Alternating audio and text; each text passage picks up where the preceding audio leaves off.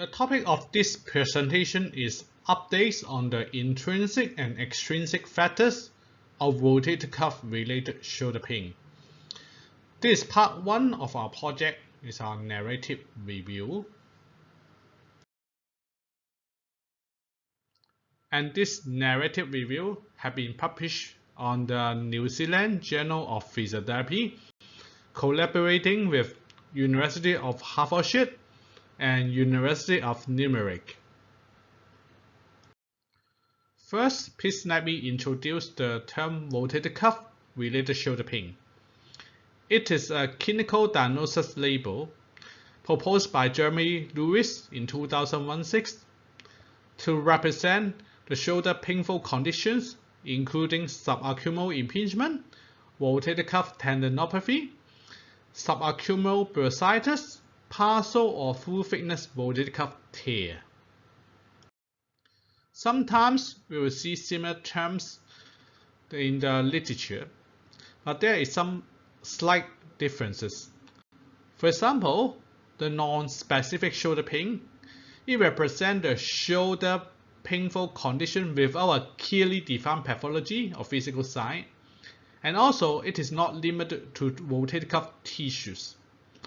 For rotator cuff disease is quite similar to rotator cuff related shoulder pain.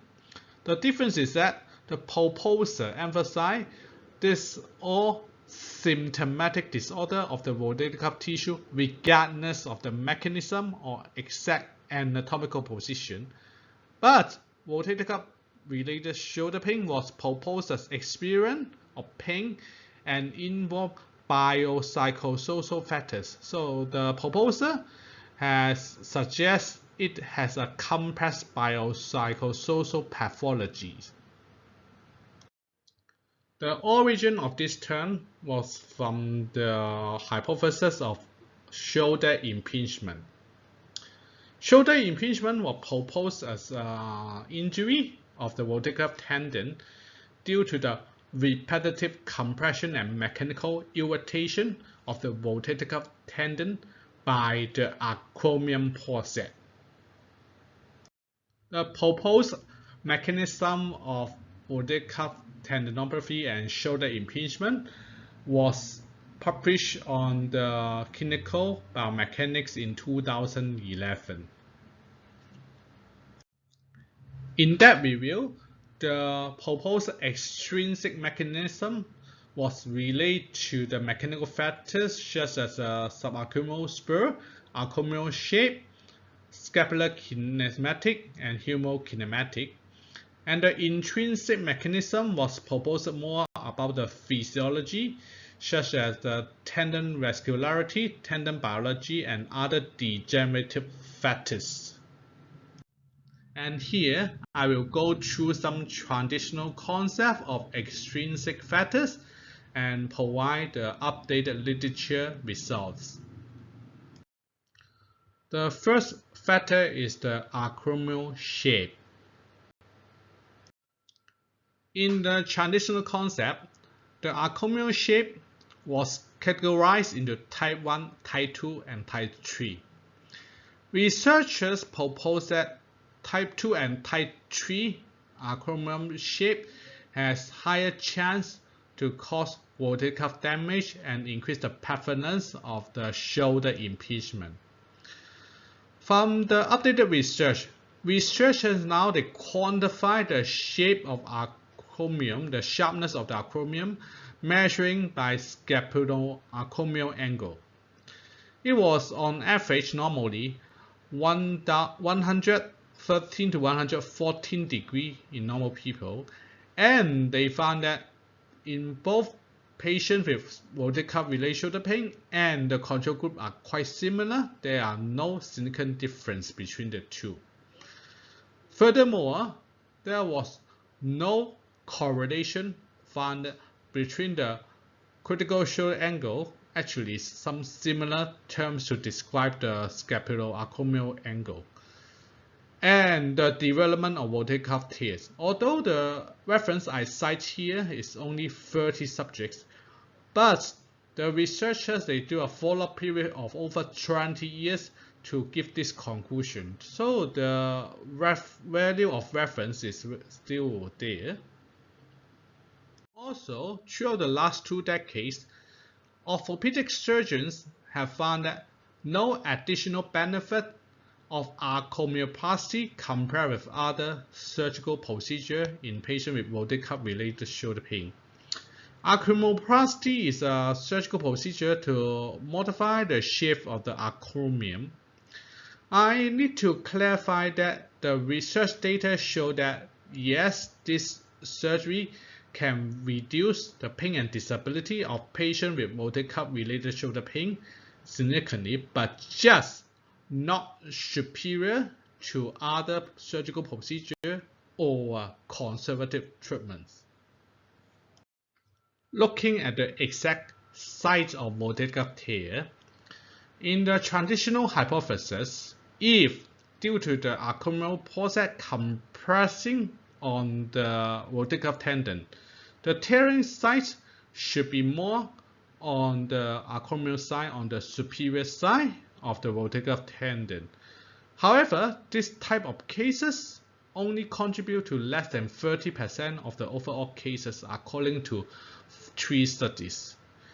The majority of the rotator cuff partial tear, more than 80%, actually have been found on the articular side. It means the inferior side of the rotator cuff tendon, close to the joint but not close to the acromion process. Therefore, we can see the transitional hypothesis on acromion process causing rotator cuff related shoulder pain is not as supportive. Then we look at the second factor, scapular dyskinesia. Dyskinesia refers to the loss of coordination between the scapular and the humeral movement during shoulder elevation. Because of the change in coordination of these 2 bones moving during elevation, they may change the size of subacromial space, causing more chance of acromial process pressing on the rotator cuff tendon during arm elevation. It was proposed as an extrinsic factor causing shoulder impingement, and indeed, a lot of research they found the scapular dyskinesia coexist with the shoulder impingement. Looking at the updated research, what are the patterns of scapular dyskinesia? In the coronal pain, the researchers they found increased scapular outward rotation. But other groups, they found the results are rather decreased and scapular outward rotation. In the transverse plane, some researchers they found the patient with rotator cuff related shoulder pain had increase in scapular anterior tipping. Other group they suggest decreased posterior tipping, and the other group they found is increase in posterior tipping. Quite conflicting, right? Increased medial rotation of the scapula are rather consistent in most of the research. However, still some inconsistency in other kinematic studies, they do not replicate this result. And also, because of the proposal of the scapular dyskinesia, some clinicians they propose a specific group of scapular focus exercise for this group of patients.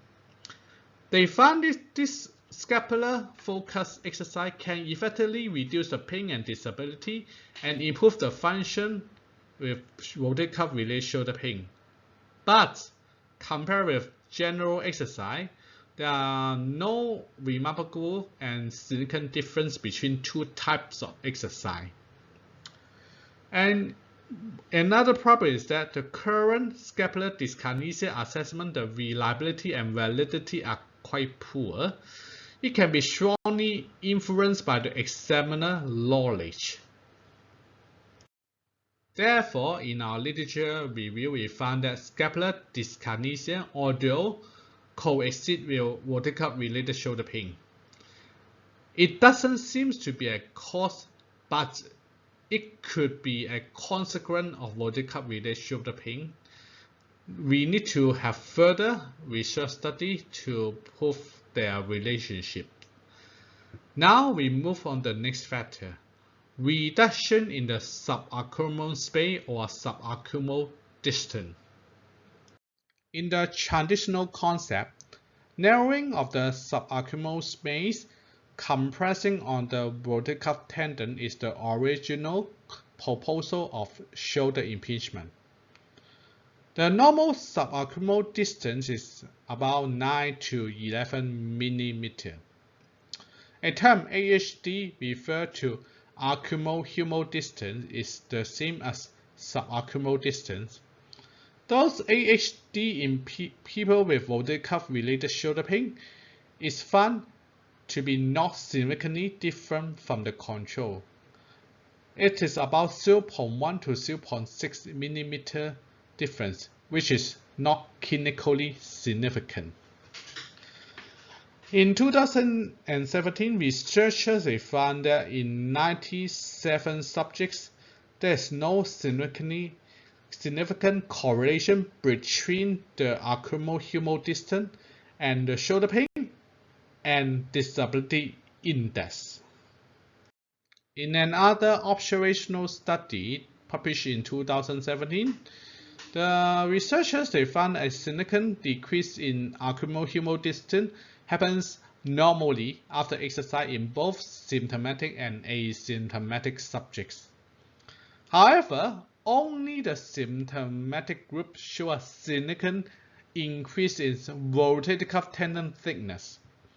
It was proposed to be the swelling of the rotator cuff tendon.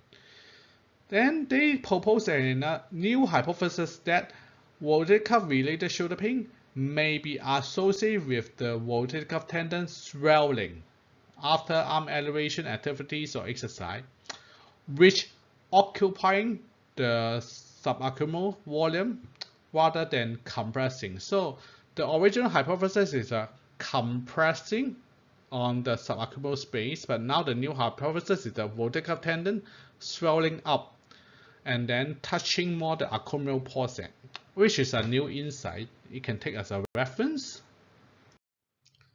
Some other findings we find in our literature review but not included in the publication is that manual therapy is effective for short-term pain relief or for rotator cuff related shoulder pain. There is no specific exercise which is significantly more effective than the others as long as it incorporates in resistance training. So resistance is the key. Reasonable resistance training. Okay. And managing rotator cuff related shoulder pain can last from 3 months up to 1 year. So we should first, in the first session, explain to the patient that they have reasonable expectation throughout the rehab process. Okay, those because it's about the treatment side, but our publication is more about possible intrinsic, extrinsic factors. So that's why we did not include it in the publication. This is part 1 of our narrative review. Because it is a long project, so we prefer to break into 2 videos. So if you are interested, remember to check with the part 2 of this presentation.